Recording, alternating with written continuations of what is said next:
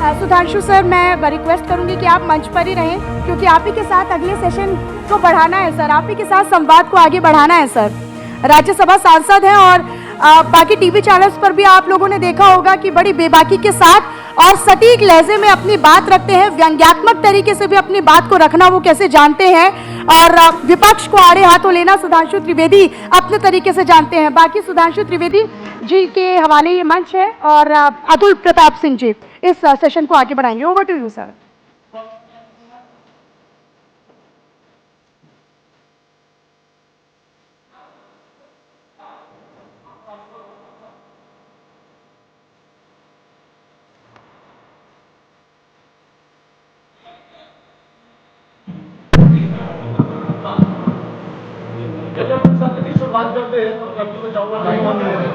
हाँ जी,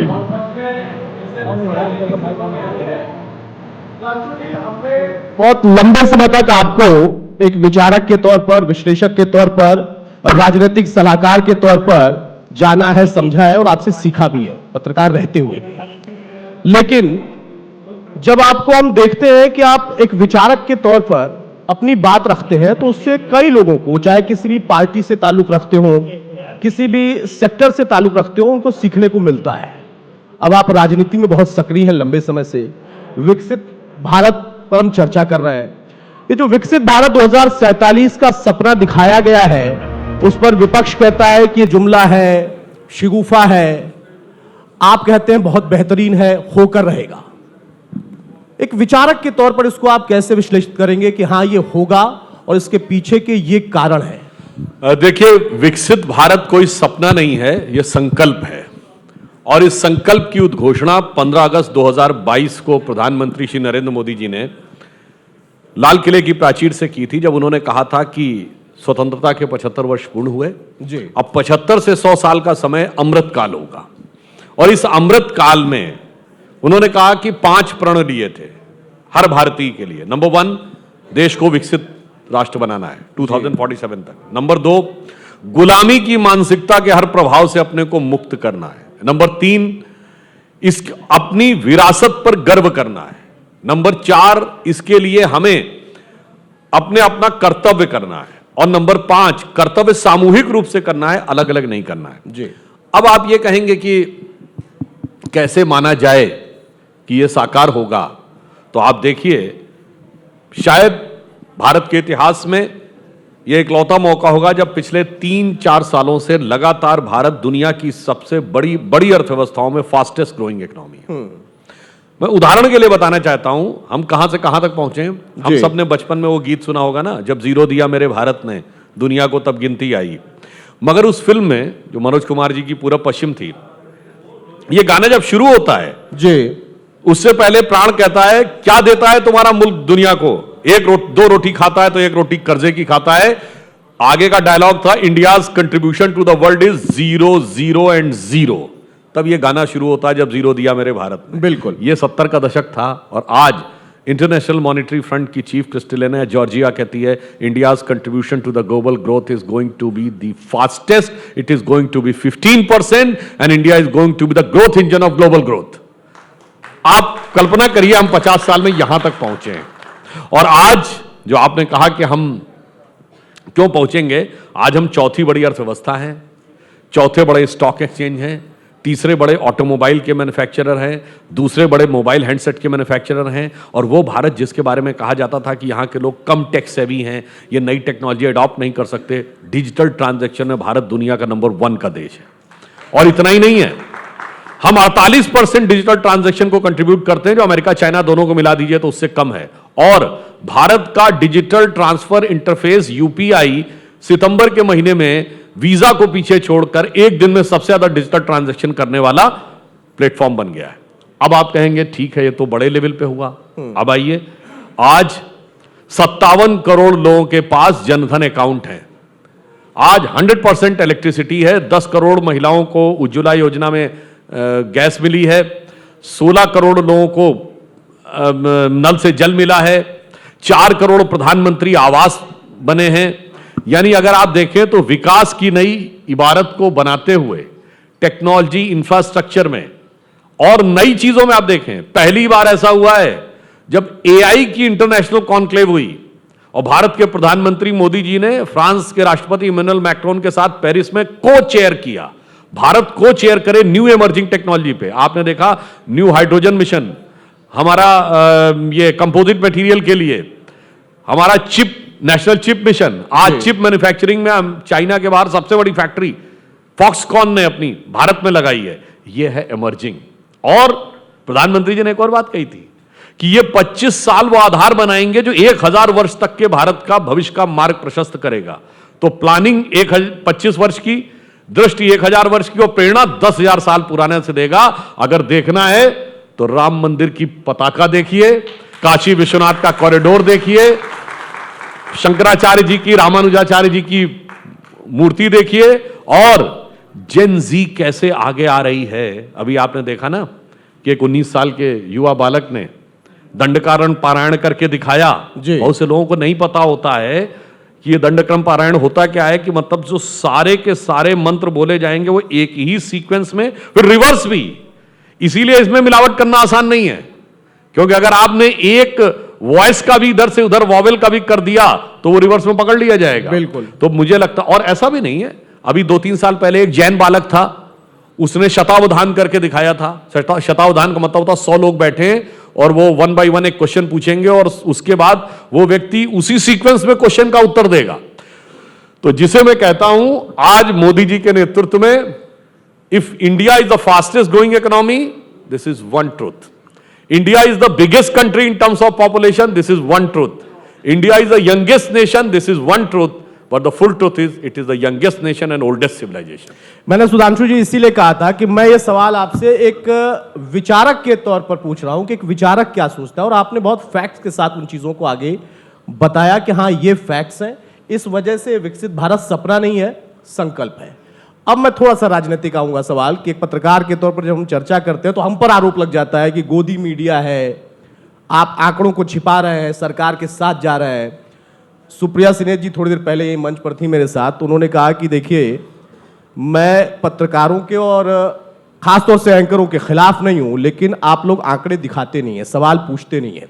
जीडीपी को लेकर एक सवाल है, जो अभी ताजा आंकड़े आए वो उसको भी खारिज कर रहा है। वो कह रहा है कि नहीं, जीडीपी का जो ताजा आंकड़ा है, एक तो ये आंकड़ा गलत है, और किसी भी इकॉनमी के लिए अगर आप देखेंगे तो ये आंकड़ा अगर दे भी दिया, मान भी ले तो भी कम है।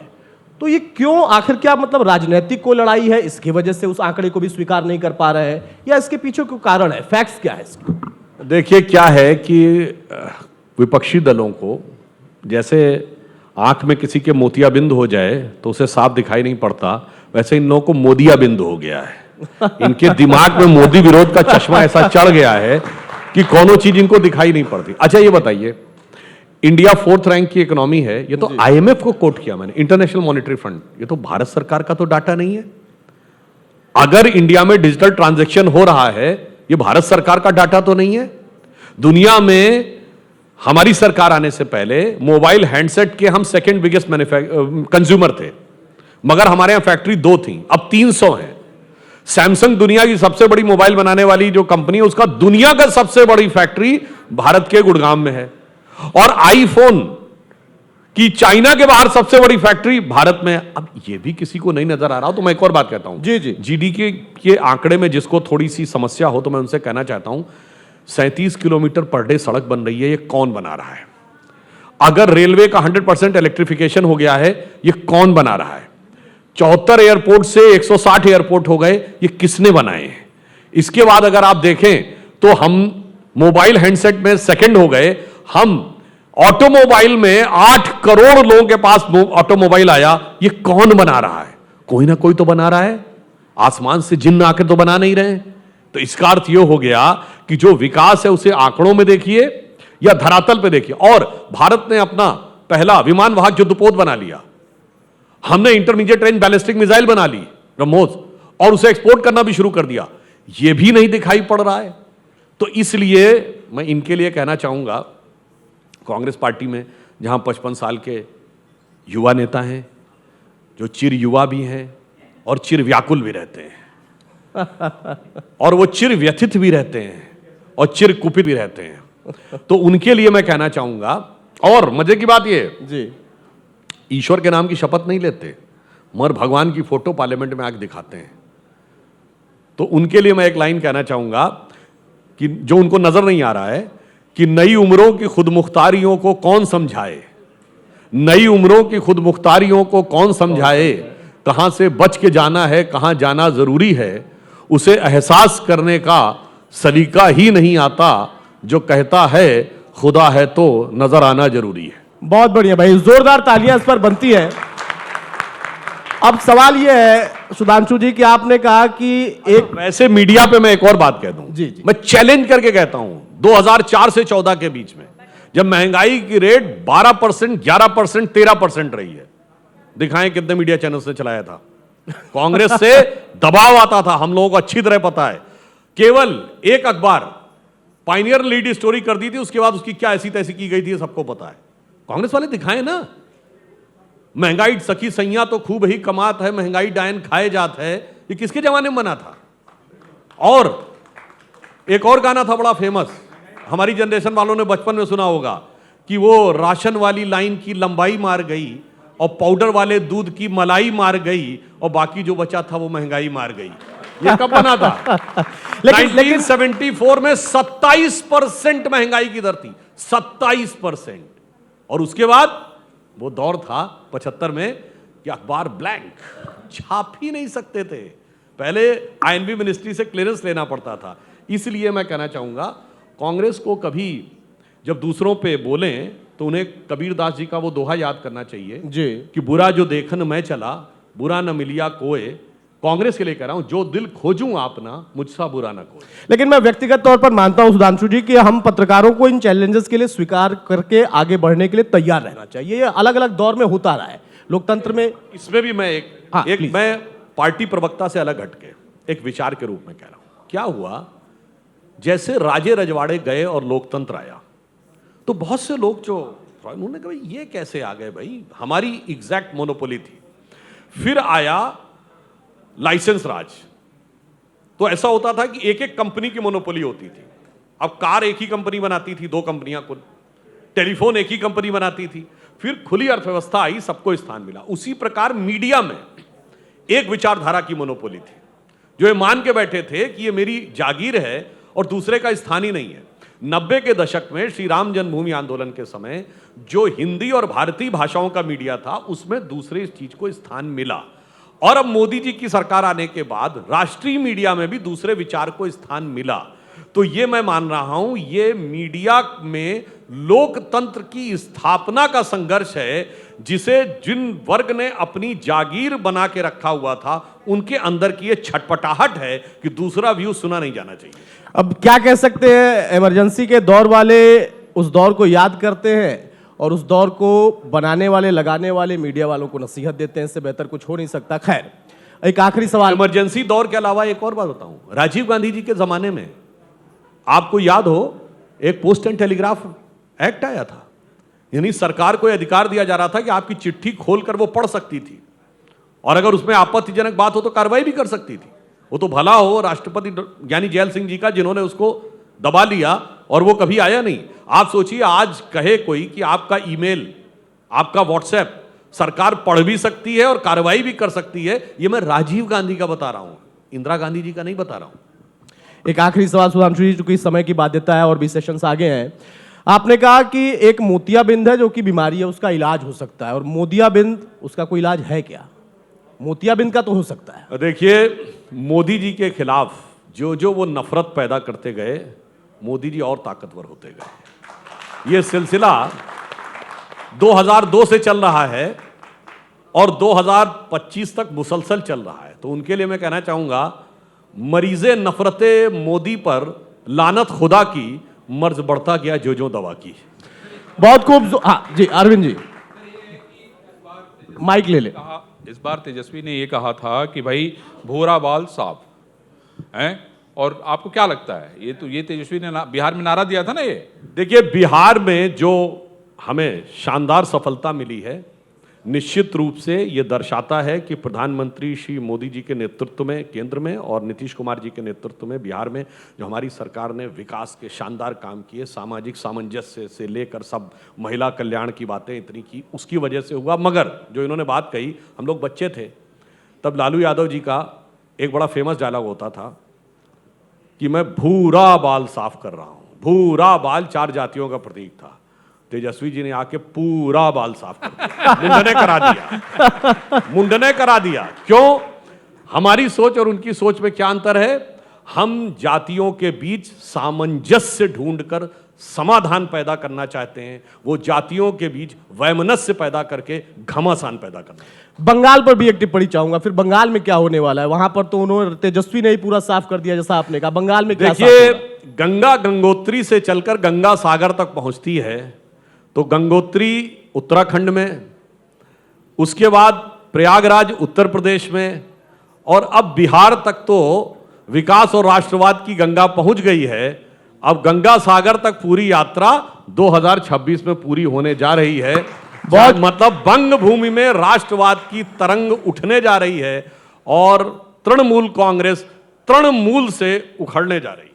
बहुत शुभकामना आप लोगों को राजनीतिक तौर पर। और सुधांशु जी को सुनना हमेशा अच्छा लगता है, लेकिन फैक्ट के साथ वो अपने आप में प्रेरणादायी है। लेकिन उन्होंने जो कहा कि बदलते दौर में वो लोग भी आपको सिखाने लगते हैं जिन लोगों ने कभी तानाशाही की हो, वो आरोप आज स्वीकार करते हैं। ये लोकतंत्र में बड़ी खूबसूरती है, होना चाहिए। Over to you Manisha. बिल्कुल, और बहुत बहुत शुक्रिया आप दोनों का, और स्पेशली सुधांशु त्रिवेदी जी का, जो इतनी महत्वपूर्ण और इतनी दमदार तरीके से अपनी वक्तव्य और अपनी बातों को रखा। सर, आपको थोड़ा सा वेट और करना पड़ेगा, क्योंकि मैं अवंतिका शर्मा जी को रिक्वेस्ट करती हूँ कि वो मंच पर आए, और प्रीति त्रिपाठी जी, प्रीति मैम आप भी मंच पर आए, और अरविंद सर आप भी मंच पर आइए। सर आइए और मोमेंटो देकर स्वागत सत्कार कीजिए।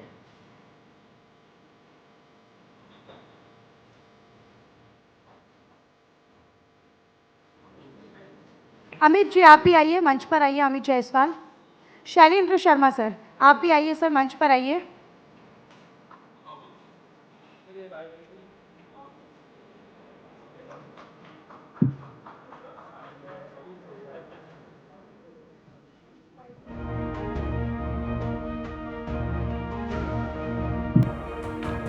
और विकसित भारत 2047 इस विजन पर बहुत ही सटीक और बेहद ही दमदार तरीके से अपने वक्तव्य को रखने वाले सुधांशु त्रिवेदी, जिनको आपने सुना, और ना केवल ये मंचों पर नजर, उनको देखेंगे कि वो अपनी बेबाकी